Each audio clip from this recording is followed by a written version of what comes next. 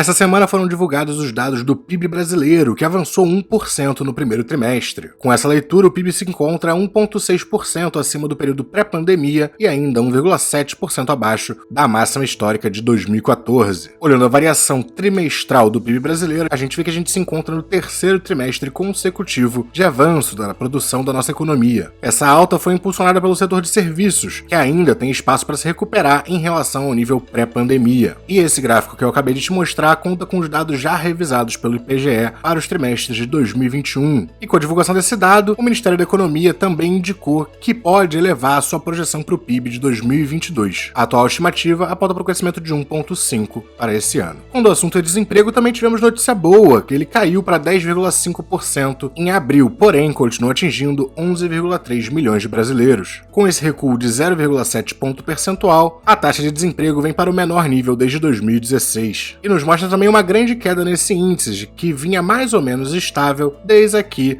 do trimestre terminado em novembro de 2021. Por outro lado, porém, o rendimento médio real do trabalhador foi de R$ 2.569, o que mostra uma estabilidade em relação ao trimestre anterior, mas uma queda de 7,9% em relação ao mesmo trimestre de 2021. Lembrando que a gente está falando do rendimento real, que é descontado da inflação, que está acima de 12% nos últimos 12 meses. E já que falamos de inflação, saíram os dados do IGPM, que desacelerou a 0,52% no mês de maio, atingindo 10,72% nos últimos 12 meses. A desaceleração reflete principalmente o menor avanço dos preços dos combustíveis, segundo a FGV, e o índice ficou abaixo do IPCA 15, que já acumula 12,2% nos últimos 12 meses. Vimos também superávit nas contas do setor público, um valor de 38,8 bilhões de reais. O governo central ficou positivo em 29,6, enquanto os governos estaduais e municipais foram superavitários em 10,2 bilhões. O problema é que esse é o superávit primário, e quando a gente inclui os gastos com juros da dívida, a gente passa para um resultado negativo, ou seja, um déficit de 41 bilhões de reais em abril. A conta de juros apenas bateu 79,9 bilhões. Já quando o assunto é produção industrial, tivemos um crescimento de 0,1% para o mês de abril, porém ainda acumulamos uma queda de 3,4% no ano. Especialistas citam os custos da produção e a escassez de matérias-primas como os principais problemas. Na comparação com abril de 2021, também temos uma queda de 0,5%. Vou falar rapidamente também da confiança empresarial e de serviços, começando pela de serviços, que bate uma máxima nos últimos 7 meses, com um avanço de 2,1 pontos, chegando a 98,3. O índice da situação atual subiu 2,1 pontos, chegando a 98,1, e o índice das expectativas também subiu mais 1,9 pontos apenas para 98,5. Já a confiança empresarial subiu 2,9 pontos em maio. Alcançando 97,4. O índice da situação atual subiu 2,4 pontos para 98,1 e o das expectativas 3,7 pontos, também para 98,1. Já para a zona do euro, a gente teve uma notícia mais preocupante, mais um recorde da sua inflação, obviamente puxado pelos voláteis preços de alimentação e energia. Praticamente competindo com os Estados Unidos, a inflação da zona do euro bateu 8,1% no acumulado dos últimos 12 meses, segundo recorde consecutivo, depois que abril já tinha acumulado 7,4%, e 0,3 pontos percentuais acima das expectativas de um acumulado de 7,8%. O Banco Central Europeu já vinha mudando a sua posição para refletir uma possível alta de juros vindo por aí, e com a continuidade da alta da inflação, esse cenário de alta de juros também para a zona do euro se torna cada vez mais próximo. E quem já está fazendo essa alta de juros é os Estados Unidos, cujo setor privado. Sobre Estados Unidos, é importante a gente começar falando da criação de empregos. Foram 390 mil vagas criadas em maio, e o desemprego se manteve estável em 3,6%, mesmo o patamar do pré-pandemia. No gráfico a gente pode ver que a gente vem mantendo esse nível de desemprego desde março de 2022. Além de pouca criação de empregos, tivemos também os dados dos pedidos de auxílio-desemprego dos Estados Unidos. Esse, porém, foi um dado um pouco mais positivo, com uma queda. Foram 200 mil novos pedidos de auxílio-desemprego para o país. Ainda no cenário macroeconômico internacional, eu quero falar de Xangai, que está tentando retomar a normalidade econômica após os lockdowns contra o Covid. As autoridades se comprometeram a permitir que todas as empresas reabram a partir da quarta-feira, dia 1. Como a gente sabe, Xangai é um polo industrial muito importante para todo mundo, então a operação da cidade é essencial para a oferta de produtos mundiais. O que também está no radar dos investidores são os preços do petróleo, e a OPEP elevou o acréscimo mensal da oferta de petróleo em julho em 648 mil barris por dia. A questão é se esse aumento vai ser suficiente para conter as altas do preço do petróleo, o que, sinceramente, não é de interesse da OPEP,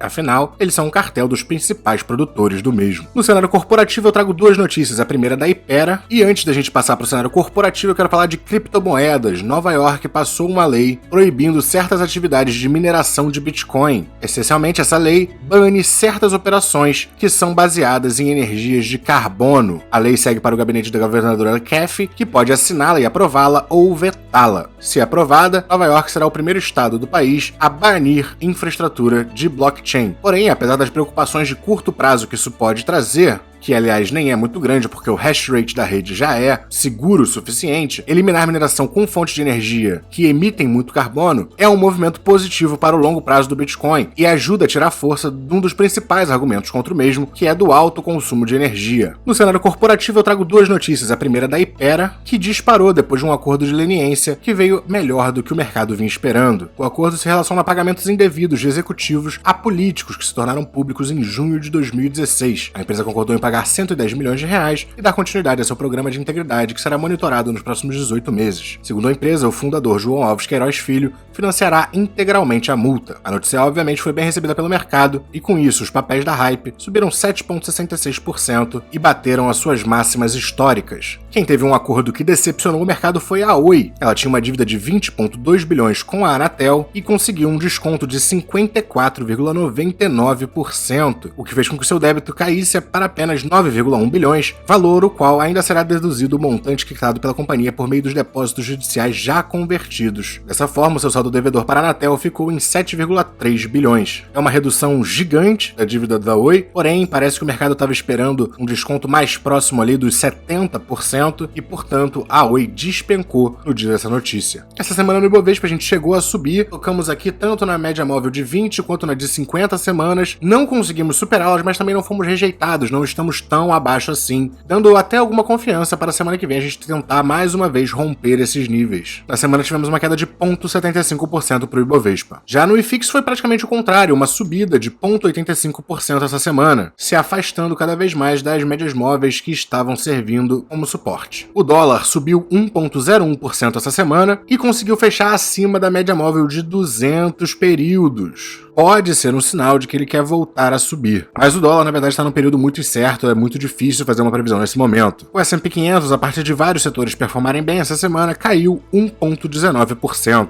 O índice alemão também teve um recuo muito pequeno, de 0,01%, porém conseguiu fechar acima da média móvel de 20 semanas, o que é também um sinal positivo. O petróleo Brent continuou seu movimento de quebra dessa flâmula que ele vinha fazendo, segunda semana consecutiva de alta forte, mais 4,53% essa semana, se encontrando agora aos $120 por barril. Enquanto o Bitcoin tentou subir essa semana, no momento está com uma alta de 0,94%, ele só vai fechar de fato no domingo, né? Mas está perdendo força, encontrou bastante força vendedora aqui quando ele bateu perto dos $32 mil, e no caso das criptomoedas, a cara tá mais de queda mesmo. Na Ethereum um caso similar, só que além de encontrarem força vendedora, eles já não estão nem mais positivos na semana, já estão acumulando uma queda de 2,23%. Mas o Bit by Bit vai ficando por aqui. Se você gostou do conteúdo, não se esqueça de dar aquele like, se inscrever no canal, comentar aqui embaixo o que você gostaria de ver de diferente nos meus vídeos. E é isso, até a próxima!